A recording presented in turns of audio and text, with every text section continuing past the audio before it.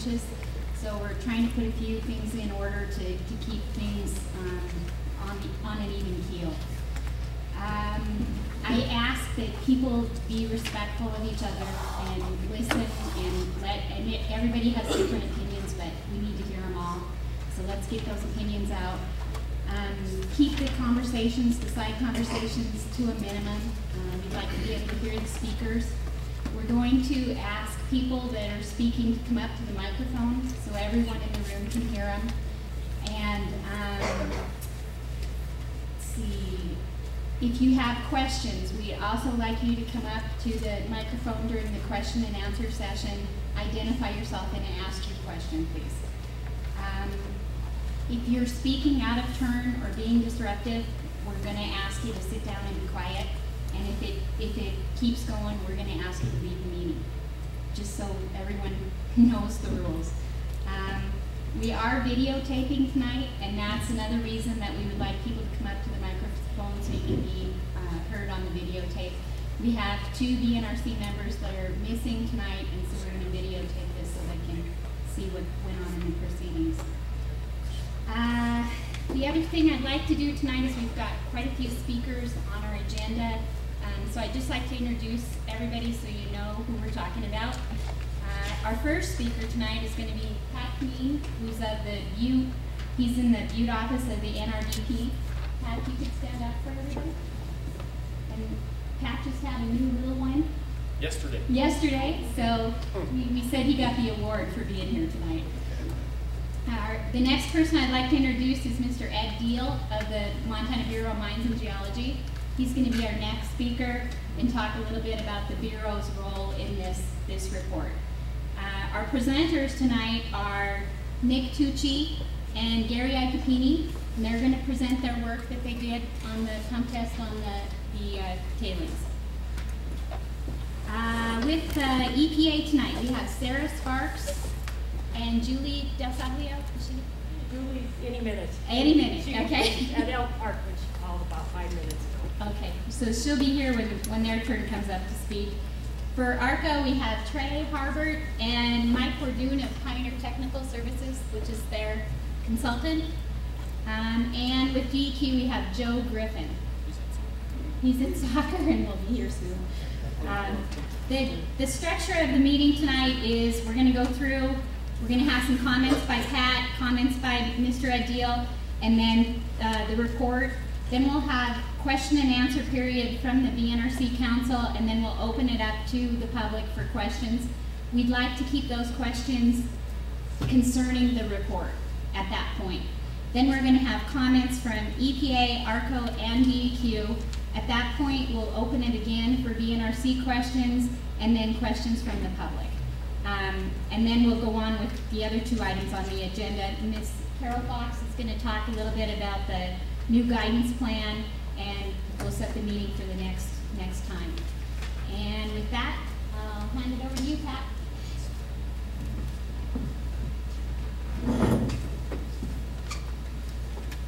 Thanks, Madam Chair. Good evening. Good evening, members of the BNRC. Just a few quick safety notes. There are 2 exits. We have a fire exit here, and the door you came in out to Broadway Street, up the ramp, you can go out to Wyoming Street. Bathrooms right here, men's room, ladies' rooms down the hall, and there is another bathroom out the back door. And there are, if you do come up to speak, please be mindful of the cords. And with that, I'll just tell you how we got to this point. I met Nick Tucci, I think it was 2007.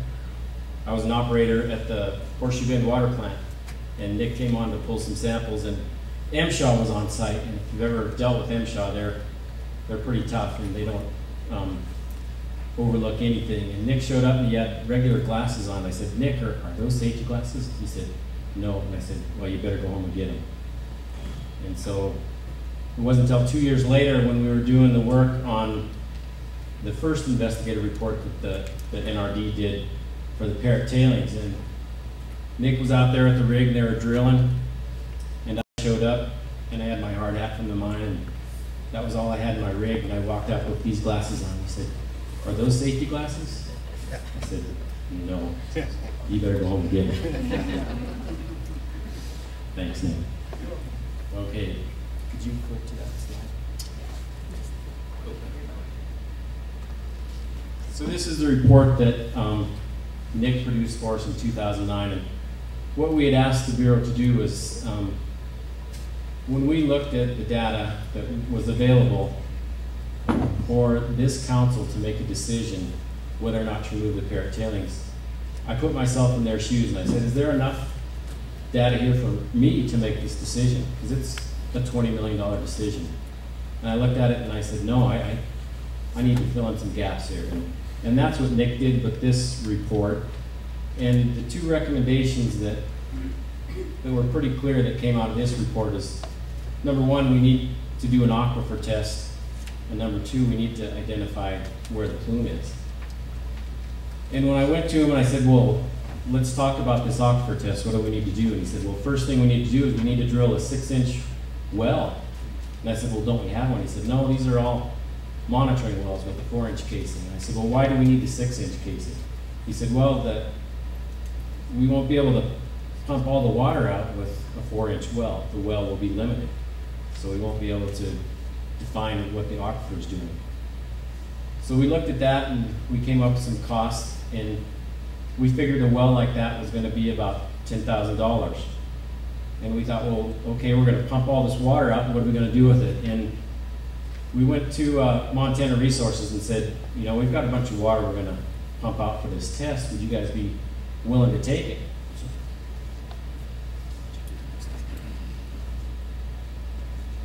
And this was the water.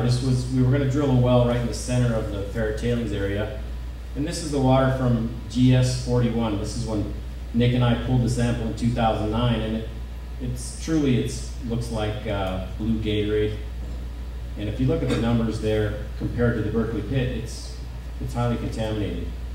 And I said, wow, I bet MR would love that, because you look at what the Berkeley pit copper is, and you look at what the parrot plume is, and they said they would be willing to take it. So we had a place to take the water. They were going to run it through their preset plant. So we were getting arrangements made, and I talked to Joe Griffin with DEQ and said, well, he's a hydrogeologist, and I said, Joe, where would you put this well? And he said, why are you drilling a well, and why are you doing a test? Because it's required in the ROD that they have to do an aquifer test. And I've only been with the NRD for about a year. I was driving trucks last July for the mine. And when he came to me and said that, I said, oh, that's interesting. So I went to our legal staff and said, you know, can we partner with these guys on this? And they looked at it and said, well, it's a requirement of the ROD, and it's under monitoring, groundwater monitoring. And monitoring is public data. And that's the message I heard loud and clear. Data is not privileged information. And so with that, we went to the CD negotiating meeting, and we asked if we could see their test plan, and ARCO and Pioneer graciously said, yeah. And then when we offered to collect more information and share the data, we thought that was a great thing. And from there, Nick will go into this in detail, but we gathered a lot more information than was originally planned for this test. And in 2 occasions, the Bureau sat down with EPA's consultant, CDM, and also with ARCO's consultant, Pioneer, when they started to write this report. And I thought, you know, this is really good to see this type of teamwork, people from 3 different entities working on trying to get some answers. And from there, it kind of went a little bit awry on us. And during our June 10th BNRC meeting, when Tom Malloy presented Waste in Place, we had an off-topic question from a member of the public: when is the report going to come out? And I started to answer and was interrupted and told that that was privileged information, that we couldn't talk about it because it was confidential part of CD negotiations. And I went back to our attorneys the next day and said, is there any basis for that? And they said, there's no legal basis for withholding this information. And so with that, we marched on.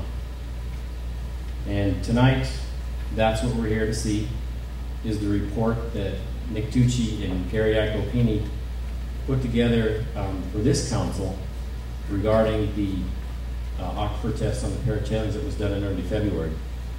And with that, I will turn it over to Mr. Gill.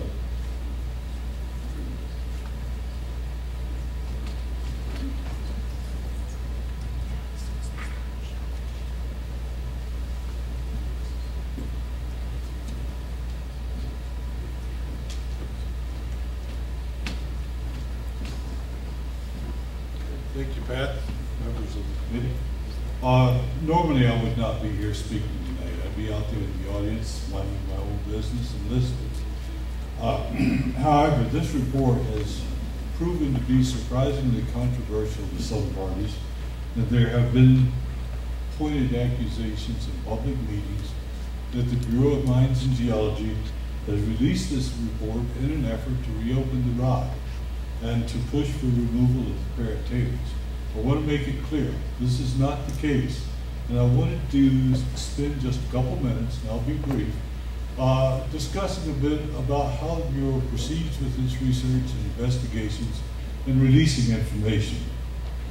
The mission of the Bureau is to provide applied research and information on Montana's geological resources, including groundwater. And again, what I want to discuss is the informational part of our mission. The Bureau collects all kinds of geological data, from geological mapping, to minerals, to groundwater, and other things in between. We do so with the intent of making our information publicly available and providing an unbiased evaluation. There's a difference between raw data and interpretation. Raw data are just that, they're data. Pieces of information that may be important, but separately they have no context and little meaning. If we collect sufficient data on a topic that we deem of sufficient interest to the public, we summarize and interpret these data and release it as a map or a report. By doing so, we attempt to bring these pieces of data together to give them context, spatially, a time framework is necessary, and most importantly, to relate them to geological materials such as rock formations, ore deposits, aquifers, whatever. In science, not just geology, but all of science, part of the process of discovery is to publish work that can be scrutinized by others. There may be disagreements. It's very common. Disagreements are healthy, by the way, but that's part of the process. Unpublished data, though, have little importance until they are released for others to view. The report you'll hear presented tonight is a product of the process I've just described.